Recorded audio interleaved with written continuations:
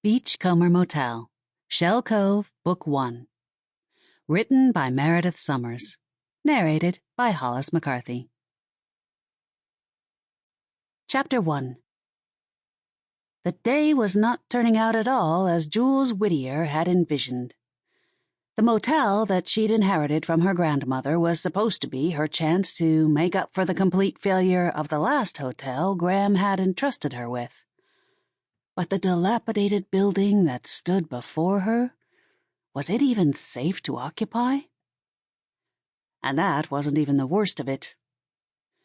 Never mind that the Beachcomber Motel, the run-down building that symbolized her second chance at success, looked like it might fall into the ocean at any moment. She'd also just learned that she wouldn't be running the motel alone. Nope. Graham had left equal shares to Jules and her two cousins, Maddie and Gina. The very cousins who had caused her to fail and need that second chance in the first place. The ocean breeze blew strands of curls around Jules's face, and she pulled them into a clip, trying to keep them in place so they wouldn't frizz as she studied the motel. It was an unusual building. The main portion looked more like an old Victorian with a wide front porch facing the ocean. The porch extended along the back section, where the motel rooms ran in a row. The porch gave the motel an air of interest, and the colorfully painted doors and carved posts set it apart from the irregular, run-of-the-mill motor inn. Jules tried to see past the chipped paint, missing spindles, and dead plants, to envision what it must have looked like in its heyday. When was the last time anyone was in that place?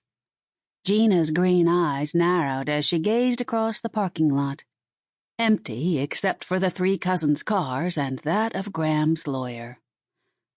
The girl hadn't stopped scowling since she'd arrived. Jules did not know what she had to scowl about.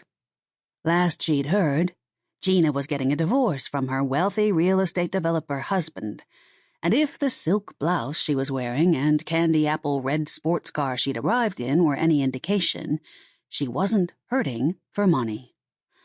She was probably so loaded that she couldn't be bothered with a run-down motel. Jules hoped that was the case. Then she would only have Maddie to get rid of before she could have the place to herself. "I don't think it's that bad," Maddie said in a chipper voice, tucking a strand of blonde hair behind her ear and smiling. Jules had forgotten how annoyingly upbeat Maddie could be. A bit of elbow... Sample complete. Ready to continue?